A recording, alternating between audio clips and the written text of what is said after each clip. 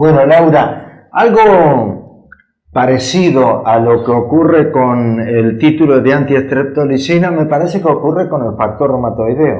Entonces me parece que es necesario ajustar un poco la información o los conceptos a la estricta realidad. Bien, el factor reumatoideo es cierto, se pide con muchísima frecuencia a cualquier paciente que tiene dolor articular. Sí. Y se encuentran valores de factor reumatoideo en un título bajo y esos pacientes son catalogados como pacientes con artritis. Sí. Y es difícil para nosotros, cuando el paciente nos es derivado, derribar ese mito, porque el paciente está convencido que tiene una enfermedad grave y quiere ser tratado como tal.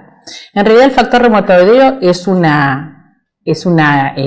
autoanticuerpo del tipo IgM que va contra la porción FC de una IgG. Ese factor reumatoideo puede ser IgG, puede ser IgM, puede ser IgA. Nosotros detectamos con mayor frecuencia el IgM, ¿no es cierto? Pero se encuentra en muchas enfermedades reumáticas, pero también en otras enfermedades que no son enfermedades reumáticas. Son infecciones crónicas, son como la tuberculosis, como la lepra, como las enfermedades, la sífilis, por ejemplo. Puede estar positivo en la endocarditis bacteriana, puede estar positivo en pacientes que tienen más de 70 años y que son totalmente sanos. Y tienen un factor reumatoideo positivo con un título 1 en 20, y eso no significa que están enfermos, sino que por los años de vida que tienen un autoanticuerpo. También se ve positivo en enfermedades como tumorales. Por lo tanto, cuando uno encuentra un factor reumatoideo, tiene que valorar al paciente de una forma especial. ¿Por qué? Porque para saber si el paciente tiene o no tiene artritis reumatoidea, tiene que tener artritis, clínicamente artritis. Entonces el médico tiene que objetivar articulaciones inflamadas y doloridas durante un periodo mayor de 6 meses y que se acompañe de factor reumatoideo positivo o no. Algunas artritis no tienen factor reumatoideo positivo. Podemos corroborar ese factor reumatoideo o ese diagnóstico de artritis con otro autoanticuerpo que se llama anticuerpo antipéptido cíclico citrullinado, que también se está dosando ahora, y acompañarse también de reactantes de fase aguda positivos.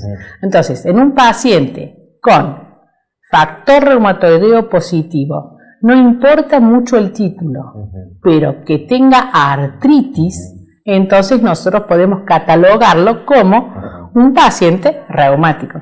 Si el paciente no tiene artritis, estamos tratando un análisis un resultado de laboratorio. En realidad, se está buscando el diagnóstico temprano de la artritis reumatoidea.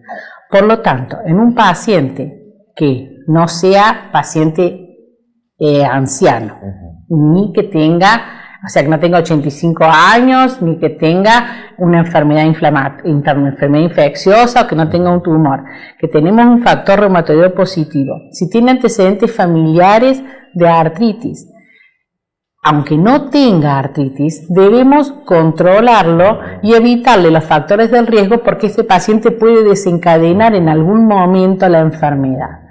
Pero debemos prevenirle que no fume, debemos decirle que no tenga infecciones en la boca, debemos decirle que no se exponga al sol, que cuidado con las hormonas. Entonces, que mantenga a raya los factores de riesgo, pero eso no significa que todavía está enfermo. O sea que lo que nosotros debemos es partir de los conceptos absolutamente clínicos de detectar signos de inflamación. En ese caso, el significado del factor reumatoideo adquiere una connotación determinada. Exactamente. En el caso de que las personas tengan una genética o una historia, el seguimiento del factor reumatoideo tiene criterios preventivos. Exactamente. Se han actualizado hace poco tiempo, en el 2010, los criterios de clasificación de la enfermedad artritis reumatoidea. En estos criterios se le da mucha importancia a la artritis. O sea, el paciente que tiene muchas articulaciones inflamadas, con o sin factor reumatoideo, si tiene reactantes de fase aguda positivo o si tiene más de 6 semanas de evolución, tiene artritis. Entonces, sí, el factor reumatoideo es importante, sí es un factor predictor de enfermedad, sobre todo en familiares de primer grado de pacientes. Pero no podemos tratar pacientes que tienen un resultado positivo si no tienen la enfermedad. No, ¿por qué? Porque el tratamiento es un tratamiento que puede llevar al paciente a tener efectos secundarios importantes. Entonces, probablemente estamos haciendo más daño. ¿Por qué no les recordás a los colegas los otros reactantes de fase aguda que vos nombraste? La eritrosedimentación es uno, la proteína C reactiva es otra, el fibrinógeno es otro, el C3, los que dosamos nosotros son esos habitualmente. Perfecto. Bueno, Laura, en la atención primaria se suele ver a veces que un paciente artrósico se le inflama una articulación y le cambian el diagnóstico y le dicen que tiene artritis. Así es. La artrosis es una enfermedad por definición degenerativa. Es una enfermedad que empieza en el cartílago pierde su función, su capacidad de transmitir presiones y tensiones, le transmite al hueso subcondral esa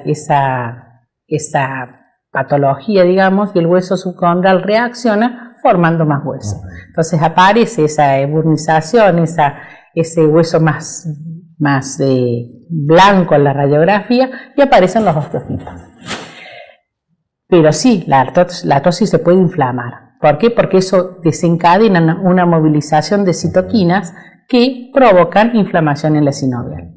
Pero esa inflamación no es panus, no es una inflamación que destruye, no es una inflamación que provoca fibrosis y anquilosis ósea. Es una inflamación pasajera que responde muy bien al antiinflamatorio. A diferencia de la artritis reumatoidea empieza en la sinovial con la liberación al torrente sanguíneo de una cantidad de citoquinas proinflamatorias que hacen que esa sinovial crezca. Esa sinovial va avanzando sobre el hueso subcondral, provocando erosiones. Esas erosiones también se dañan la cápsula articular, entonces después de las erosiones o antes de las erosiones puede haber osteopenia subarticular porque hay mucha neoangiogénesis, y después esa articulación se subluxa y se destruye. Entonces, la diferencia es importante y no debemos tratar a los pacientes con artrosis como pacientes con artritis porque los tratamientos son distintos, tienen diferentes efectos secundarios y tienen diferente evolución.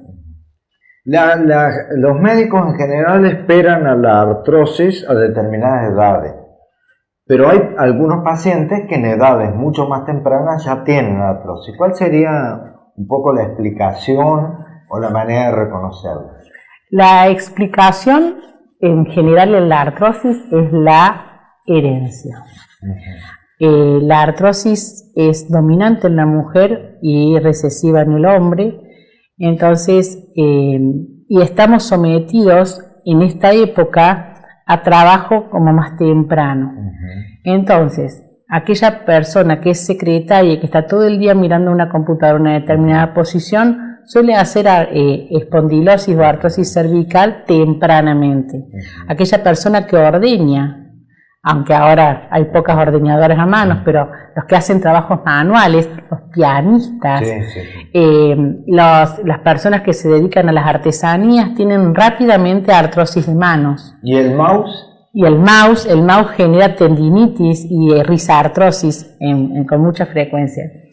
Y aquellas personas que hacen deportes, los deportistas de alto rendimiento, como los futbolistas, hacen artrosis de rodilla a edades muy tempranas. ¿Por qué? Porque la articulación está sobreexigida.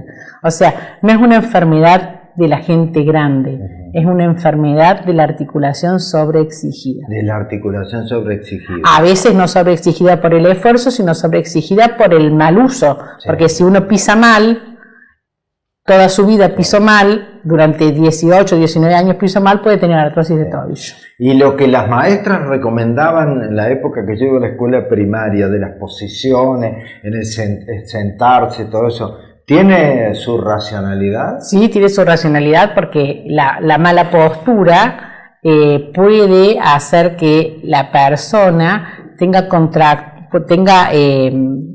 contracturas, y esas contracturas